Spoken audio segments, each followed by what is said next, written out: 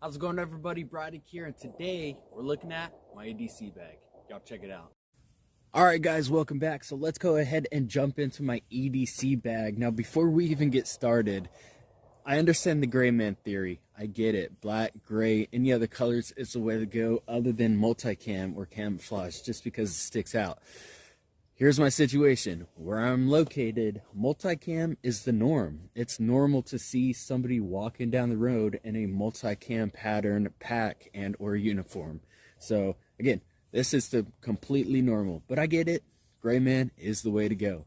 With that being said, again, this is my EDC and or quote unquote assault bag, depending on what's going on. If I just need a smaller pack for like a day bag, this is kind of my route and what I take. A little bit about this bag. This is the Vertx EDC 1.0. They do have the 2.0. However, when the 2.0 came out, a website that had this one for sale, it was being discontinued. Not only did I get a really good deal on the discontinued bag, but I got a discount code as well with that. So I ended up saving about 40% off just on this bag alone. So solid. Anyways, jumping into the bag itself, it's a 25-liter bag. You have a water bottle pouch on both sides. In this case, I keep a simple 32-ounce Nalgene water bottle. And then over here on the other side, I like to keep a Cat Gen 7. So this is a tourniquet. Highly recommend everybody start wearing a tourniquet. Even if you don't conceal carry, you could really save a life just by this small device. So a tourniquet with some gloves, and this is actually an ankle brace so I can keep it down on my ankle. The straps are pretty solid. You have some loops here to attach your carabiners. I just keep my keys on here.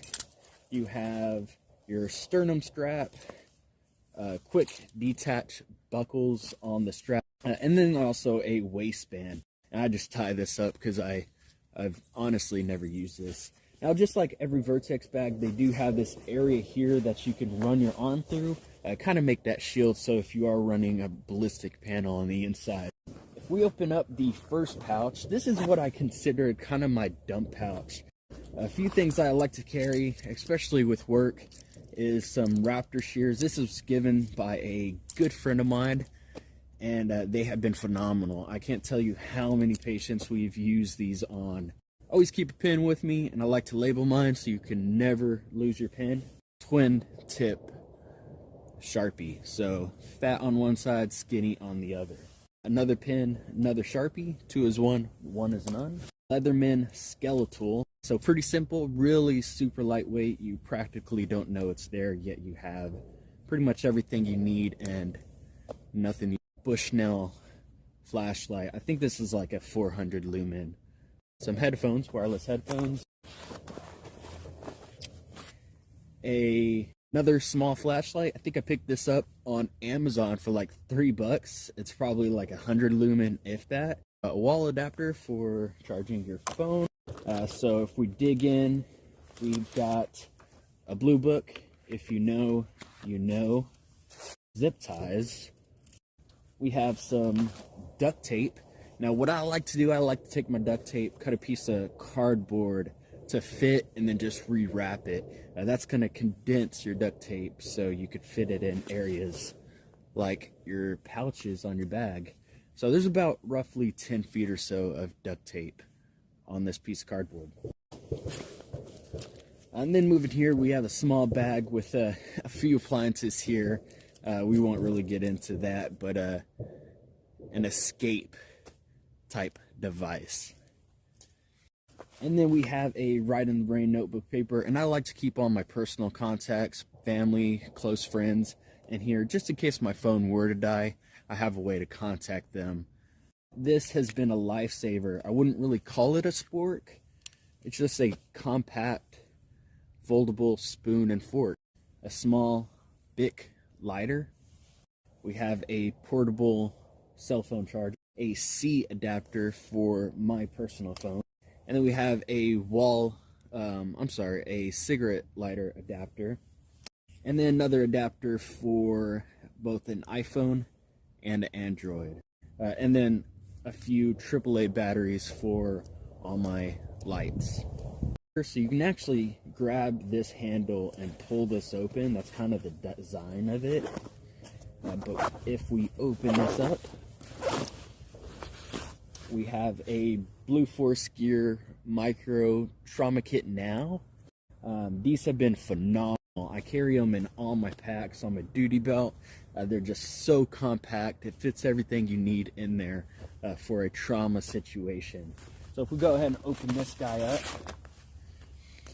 quite a bit going on. We have some combat gauze down here, some large gloves, NPA with the lubricant and tape on that as well. The ARS decompression needle. This is the 14 gauge 3 1/4 decompression needle. And then we have right here, this is the North American Rescue Mini Responder. It's the 4-inch bandage that they basically fold on each other instead of doing a roll. And it's less material, so they can pack it down pretty compact. And then we have the Hyphen compact chest seals, and this is of course the twin pack, because entrance and exit wound, you always need 2 chest seals. A chem light wrapped in 550 for doing a type of signaling, and of course another Cat Gen 7. Benchmade hook 6-inch. Now I don't really use this particularly. If we're opening boxes, I might. But this is kind of one of those tools I'd rather just use shears than use this. Maybe it's a great seatbelt cutter, but nonetheless, working with casualties or patients, I just always go for shears. It's a lot more easy and more controlled. And then a smaller set of shears. These are the North American Rescue. I think it's the 4-inch micro shears. And this I just carry in case I forget my Leatherman Raptors. I always have this on me. Super lightweight, and they get the job done. We have a set of gloves. These are mechanic summer gloves. They have the holes in the bottom of the palms, so during the summertime your hands can breathe and vent out really well. The reason why I love these is because if you are required to wear some type of combat gloves, when you take these off, your hands aren't super sweaty, because of course you got to throw on your medical gloves, and anyone knows when your hands are sweaty, it's very difficult to throw on those type of gloves. So having something to where your hands just are constantly breathing is the way to go. Trust me. This is kind of a cluster right here, but just a little bit more of medical supplies. We have some more combat gauze, and this is actually the compressed gauze, so it's a non-hemostatic agent gauze, much like Curlix but compact. We have some Durambond, an ice shield, some Xeraform gauze, a few band-aids, some steri strips, just a bunch of little stuff in here for small laceration repairs. Nothing too major, just very simple stuff, kind of like your everyday type boo-boos. Moving over here, nothing but over-the-counter medications, from ibuprofen to Motrin to Aleve, a bunch of Tylenol. We have some Pepto-Bismol in the capsule form, some Dramamine, and then this is my favorite right here. I'm not going to open this, but portable water purification tablets. And then over here, a few way to wrap wounds or wrap some type of extremity. So a triangular bandage, million different uses. Love those guys. We have some Ace bandage down here. It's a 2-inch, so super compact. And last but not least, this is my little micro vitals kit. A thermometer with some lubricant, and this is actually for doing a core temp. A pulse oximeter for doing O2 stat, and then a small little pin light for checking pupils, etc. And of course, the coolest part of the bag is the quick deployment zipper here. Quick, easy access to your firearm if you have one. In this case, we do not, simply because, of course, where I'm located and where I work. Nonetheless, lined with Velcro, and not as fast with the EDC bag as the transit or the commuter bag, being a single sling type pack. Those are super quick. I'm just a big fan of carrying on inside waistband, concealed carrying at the appendix. Less diving in, we have a compartment here which carries my Premier body armor. This is the Premier body armor, was it level 3A, rated up to a 44 mag. Now this size is actually built for the transit. Reason why I got the smaller one is just so because if I am carrying the transit, which I usually carry like as a gym bag, I could fit this in there as well. These are not super cheap, so being able to fit in a smaller bag and then move it to this bag if I need it is pretty ideal. And last but not least, in the larger compartment, it is again lined with Velcro. There's also an area here that you can add your blades or pins, and a mesh pouch here. Now, something I've been messing around with for quite some time is this water bladder. I'll go ahead and leave the link in the description down below. I believe it's like by Igloo Company Water, something or another.